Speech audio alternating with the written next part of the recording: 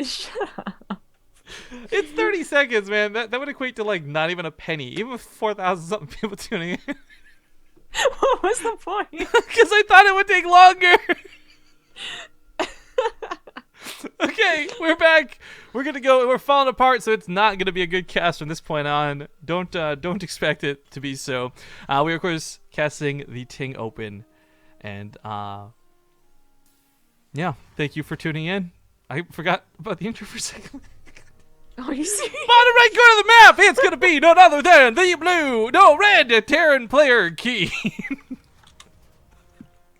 In the top, damn it.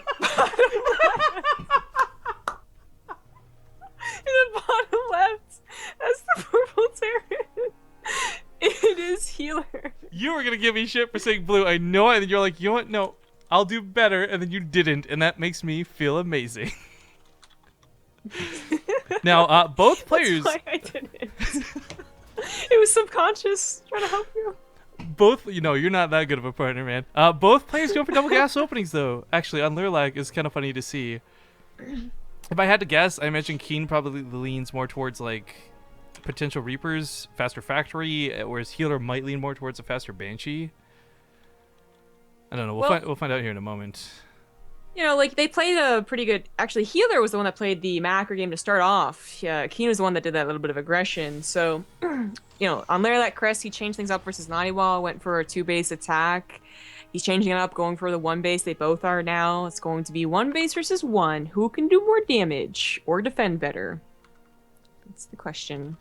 Actually, who chooses to defend, I guess, as they both had not scouted each other. No, that's awkward. Yeah. Reaper coming out. I mean, that's, I guess, the advantage of the Reapers will be able to scout pretty quickly. So we're talking about Playhems and Zotacs and like old school shit in chat. Like, this is, I know sometimes we go off on nostalgia trips, excuse me, talking about like you know, TV shows and stuff, but these old tournaments, man. Like, I wasn't really around for Playhems, but like people bringing up the Zotac Cup, like that's where Base Trade TV started. That was the very first thing we ever cast.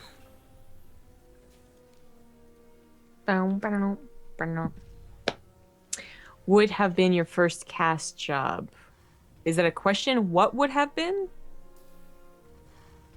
I think he's asking what your first casting job was, maybe. Oh, well, I mean, that's really like, what does job mean? Because I first started casting like the small rinky-dink tournament in 2011 or something. The first time I got paid was casting for MLG Community Casts in 2012. Then I found Zombie Grub doing the Underrated Team League, and perhaps no surprise to you guys, she ignored me the first time I reached out to her. As did everyone else. As did everyone else, yes. But thank God she finally replied. Anyways, Reaper's going to win this fight for KeeN pretty hardcore, and the Cyclone, while a good unit, is so susceptible actually to these, because it has such low health. Now, I wasn't too wrong in Healer going for the Banshee, but it's also KeeN going for the Banshee. And when it comes to this Banshee versus Banshee war, it's actually pretty damn important Healer keeps this Cyclone alive. That is... This could be awkward. Banshee versus Banshee just doesn't happen as much as it could have, you know, on like Merry-Go-Round back in the Heart of the Swarm. But happening here, it's just, you know, a question of who actually goes for the Viking or second Banshee. Or if they both go for second Banshee, it just is even a little bit odder. He actually goes for a Raven right after that Banshee, though, which... That'll pair up with the Cyclone really well. Yeah, that'll pair up really well with the Cyclone. He should have a much better game here. Healer didn't actually scout, so he's going to the wrong part of the map. Oh, because that Reaper did stay at home to fight, right? So he's guessing... He sent the SV to the top left. This is going to the wrong base, and the problem that screws him over with this is the Banshee timing is actually really important. If you send the Banshee in too late, you will not get damage done. Yes. Sometimes you send it too late, and they just don't anticipate it anymore. They're like, "Who gets a 5-minute Banshee? That's dumb. It's supposed to be 4:30." As you know, KeeN's hits right here. The Raven's about to pop out, and the Cyclone will take care of it. Really, quite nice. I actually wonder if a Banshee could outdamage a Cyclone. The Marine barely helps it win that fight. I actually think a Banshee could win a Cyclone full to dead.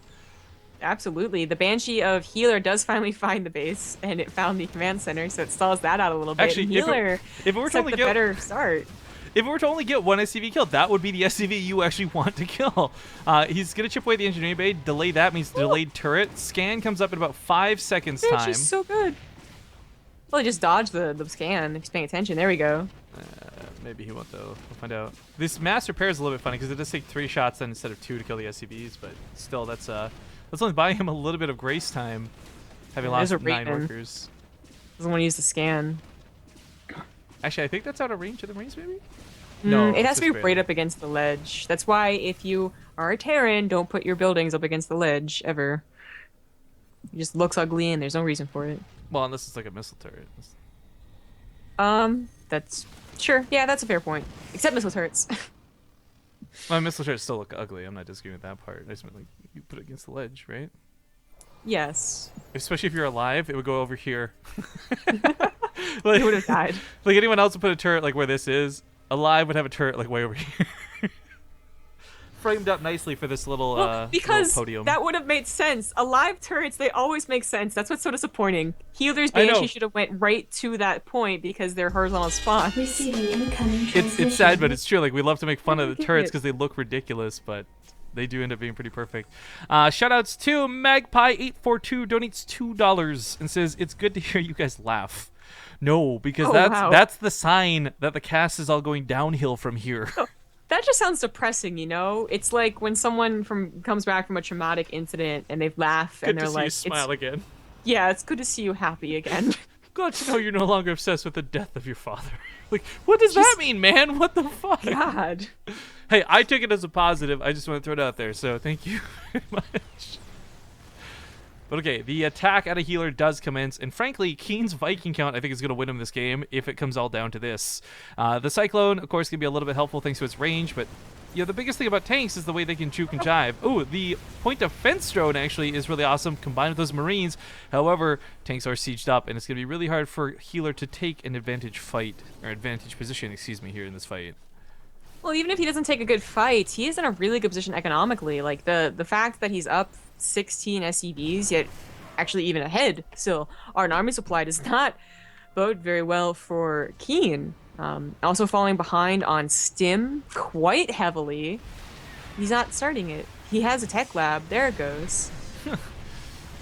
Well, this ends up being a little bit awkward thanks to the auto turret. Again, this unit, for whatever reason in the game, has really high priority targeting on it. So if you don't actually micro, things will always auto attack the auto turret first, and that kept that tank alive. That was actually really nicely done.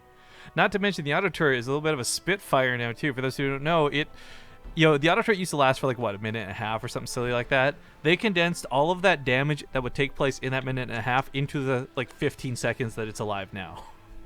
Yeah. In fact, how long is it actually down for? 7 seconds. Bursty. Excuse me. Even worse. Quite bursty. It's like what, 16 damage every like 0.4 seconds or something ridiculous. Yeah. Yeah. All right. So he's still got a fair amount of Marines to fight with. No player has Stim yet. No combat shields either. So very susceptible to tanks. Raven goes down. Burns up. Healers. Almost 30 army supply up. This Liberator's a little sneaky. Yeah. At some point, he's going to be able to take a concave, which could happen right here. I don't know if he can, though, because he's missing medevacs. The Viking control has been so good for KeeN. There's his medevacs. Keeping track of these Marines like little babbies.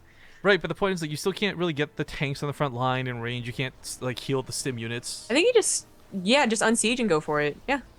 Okay, not bad. Gonna go for it this time around. Picks off the Vikings on the way over across the map. Stims a lot of the Marines, a little bit dangerous, a little bit overstimmed perhaps, but picking off some of the tanks. Definitely overstimming now, but he's got that number game. Just wrecks everything, and KeeN suddenly finds himself going like, what the fuck? Where's my army? He's got nothing. These 2 tanks. He lands the Vikings. This is only units to fight. These units are stimmed to death, though, very literally. Medevacs come across the map, but there's nothing to heal, so it's tanks versus tanks, tanks versus a Viking. 1 lone Marine getting healed, gets picked off. Tank is going to siege up, but that's not going to do too much against 5 unsieged tanks. Picks up the low one. Hot pickup indeed. Flying V styles. He sieges up, and the SCVs come in, and this is where, friendly fire can be a real son of a bitch. Oh, it picks up all the tanks. Healer still has a huge supply lead. If he just bides his time and waits a few seconds until these new Marines join the front lines, he'll be good to go. GG. GG. He's starting to bring it back. Healer is starting to bring it back. But this time we're actually